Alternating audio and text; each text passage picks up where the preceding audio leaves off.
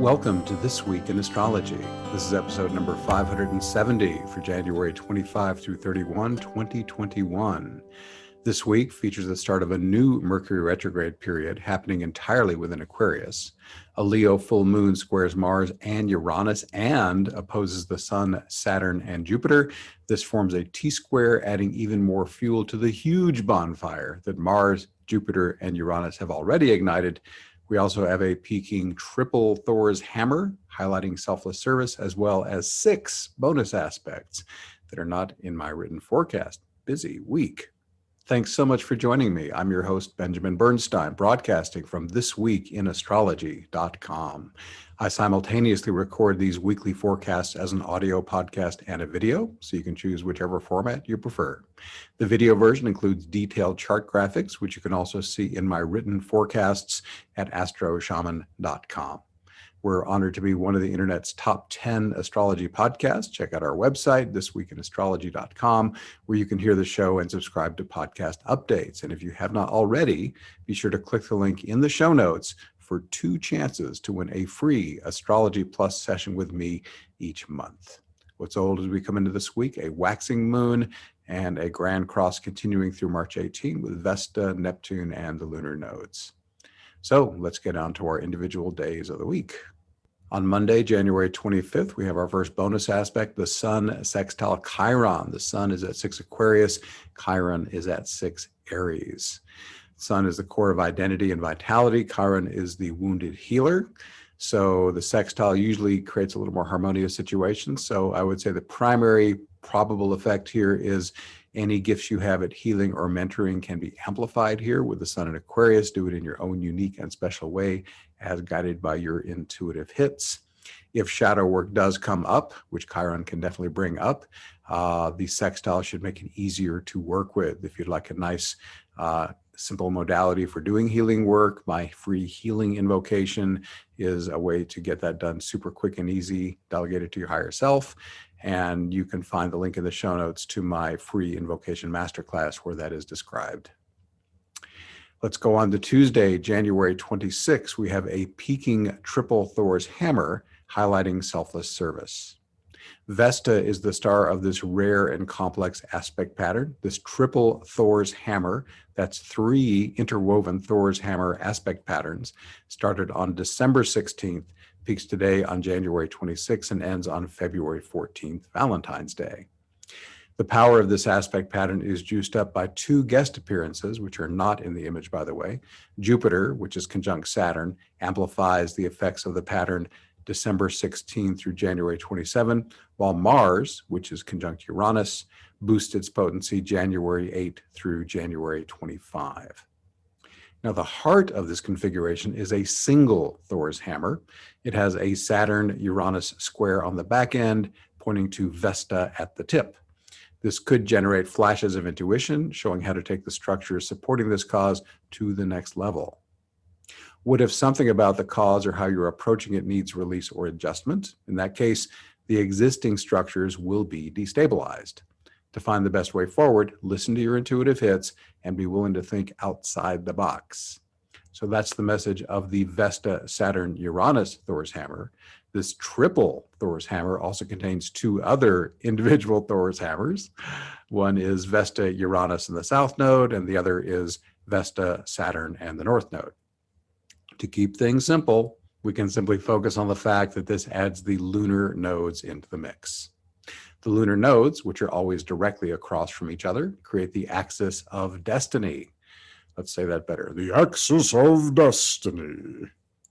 Think deeply about the higher cause you're allied with. Is it truly aligned with your life purpose? Are you passionate about serving it? If so, give it everything you've got. If not, consider shifting your allegiance to a higher cause that truly inspires your enthusiasm.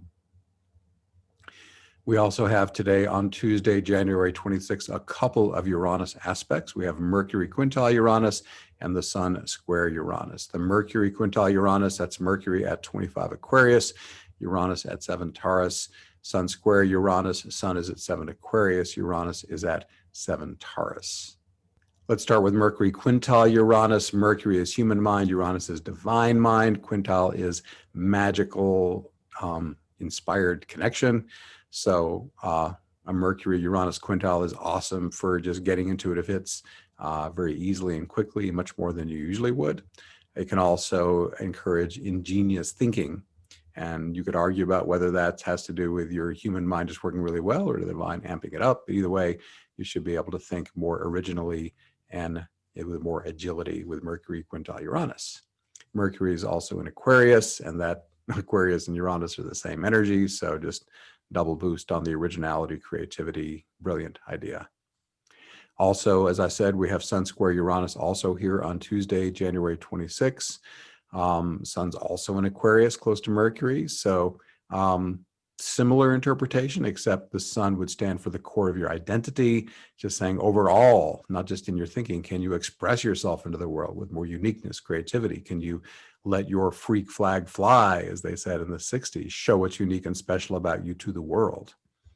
And also the highest expression of Uranus and or Aquarius is serving others using your unique and special gifts that you most love to use. So maybe some of that too. Let's move on to Wednesday, January 27th. Another bonus aspect, Venus quintile Chiron. Venus is at 24 Capricorn and Chiron's at 6 Aries. Venus in this context probably makes the most sense as relationship. Chiron, again, is that wounded healer energy. Quintile, again, magical connection. I would say the most obvious way I would expect this one to play is just really sweet connection with someone for mentoring or healing. You could be receiving or giving. Potentially also Venus could be money, maybe, and it could be creativity. Either way, some kind of mentoring, some kind of wisdom being given or received around how to do relationship or creative expression more beautifully and in a more inspired way. Venus in Capricorn says, let's not just imagine it, let's put it into practical use. Moving on to Thursday, January 28th, another bonus aspect. They're all in the front load here, looks like. Venus conjunct Pluto at 25 degrees Capricorn.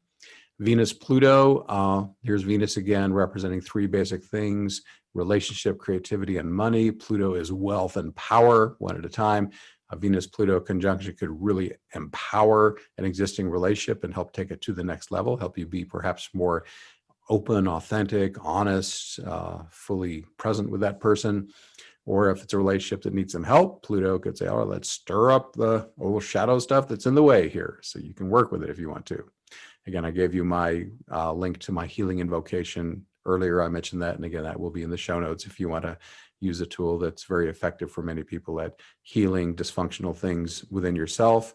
I'll also put a link in there to nonviolent communication, my favorite tool for couples working out stuff between the two of them. Venus, of course, can be money. Capricorn's the sign of business. Pluto's wealth. So it could be a great money aspect as well. Beware, though, Pluto can take as much as it gives. It can be feast or famine. So just because Venus is conjunct Pluto does not guarantee abundance. It could go the other way. So always use due diligence when doing anything financially, anytime, but especially when Venus and Pluto are hanging out together. Creativity, again, Venus in Capricorn, as I said earlier, is about manifesting it into the world in a very practical and productive way. And Pluto is just massive power. So a Venus-Pluto conjunction can really juice up your creativity as well. And that could be the arts or could be any, I mean, creativity is basically taking any 2 things of any kind and putting them together in a little bit new way. And that can be in any area of life at all. Let's go to our first featured event, the Leo full moon here on Thursday, January 28th. This is the January full moon lining up at 2:16 p.m. Eastern Standard Time at 9 degrees 5 minutes Leo. Any Leo full moon is good for release or adjustment in how you're stepping out as a leader or performer. Also consider changes in how you're working with children or your inner child. And how about your approach to fun, rest, and relaxation? Aspects. This full moon's major feature is that it squares Mars and Uranus and opposes the Sun, Jupiter, and Saturn. This forms a T-square, adding even more fuel to the huge bonfire that Mars, Jupiter, and Uranus have already ignited. I've already interpreted these 3 planets' interactions on my 2 previous episodes of this podcast and or video, They include Jupiter square Uranus, which was exact on January 17, Mars conjunct Uranus on the 20th, and Mars square Jupiter on the 23rd. Now, I'm about to play these excerpts from those previous podcasts and videos here. Here we go with that material. Jupiter square Uranus. So here are downside possibilities. And when I mention them, these are just so you can be on the lookout for them in the larger world. And if you see them within yourself, note that, and then turn instead to the upside ways of expressing the same two archetypes together is a great way to play that. So shadow, manic and impulsive excesses, going too far, the intolerance of any level of structure or commitment, unrealistic urges for freedom outweighing everything else, unwillingness to cooperate, flippant arrogance, unbridled eccentricity, unreliable and impractical beingness, ongoing wanderlust and impatience, irresponsible or ineffective rebellion, shallow or incomplete rebirth, false breakthroughs, flash in the pan delusions, attraction to get rich quick schemes, pie in the sky over optimism, fool's gold, religious or new age ideals promising liberation without effort or pain, the potential for hubris and overweening pride, getting into a Christ complex, cravings for glory, delusions of genius, philosophical conflicts, philosophical or intellectual elitism, and self-righteous genius. What about the upsides of Jupiter interacting with Uranus? Dramatic breakthroughs and quantum leaps, rebirth and awakening, the surprising resolution of problems, unexpected openings and opportunities, expanded horizons, changes of fortune or philosophy, incurable and infectious optimism. We also have as possibilities heightened aliveness, access to new layers of realms of experience, transcendence of petty problems and attachments, urges to share your light, the light at the end of the tunnel, the eureka moment, feelings of universal redemption, collective epiphanies and awakenings, breakthroughs that benefit everyone, everything around you coming vibrantly alive, higher emancipation, freedom for all, the idea that the truth shall make you free, maximum liberation, moments of genius or brilliance, divine inspiration, creative frenzy to become as God, and that's a good thing, flashes of greatness, ascendancy of the liberal, humanitarian, and progressive impulses, and surges of cultural flowering. So there's so much high side with Jupiter hanging out in Uranus. So if that vibes for you, please spend some time working all that, those beautiful energies. A Mars-Uranus conjunction. On the challenging side, this aspect is associated with sudden or unexpected violence or aggression. On a personal level, do your best to avoid potentially violent people or situations. I know there's been a lot more abuse and such during the pandemic with people locked in together, victims with perpetrators. On the high side, a Mars-Uranus conjunction is a wonderful combination for innovative leadership, sexual experimentation with consenting parties, please, or taking immediate action on your intuitive flashes. In politics and other areas, with Uranus in Taurus, this conjunction can represent rapid, radical change to existing structures.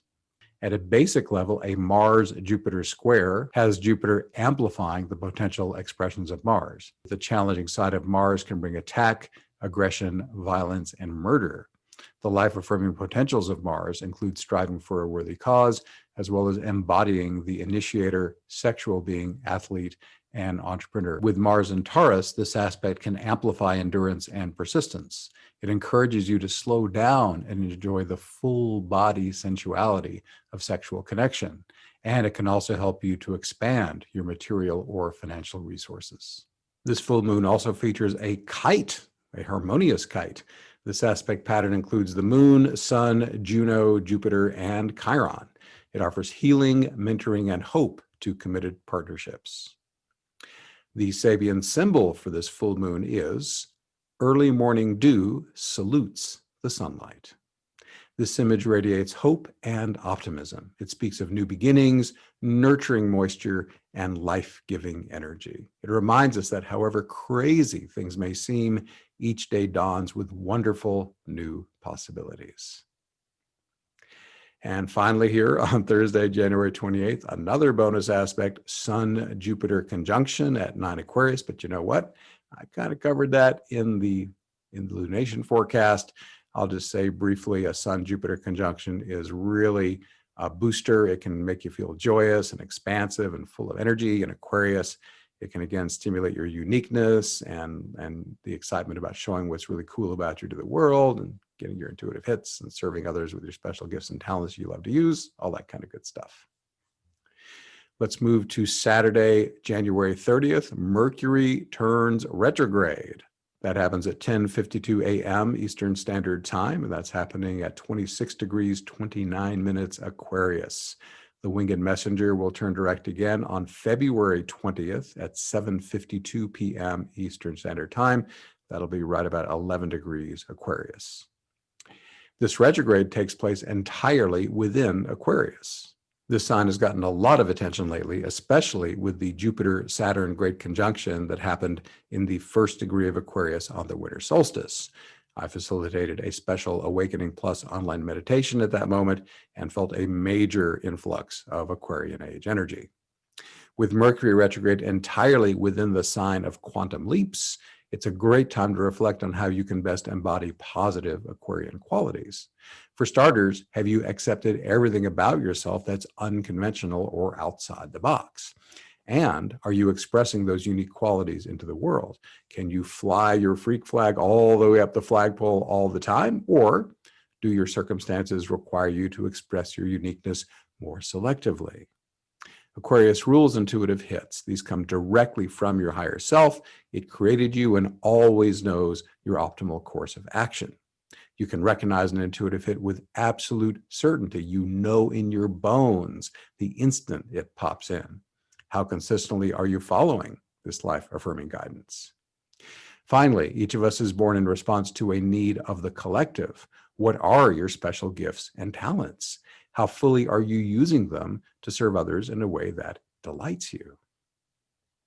Standard advice: Mercury retrograde is a better time to reflect than to act.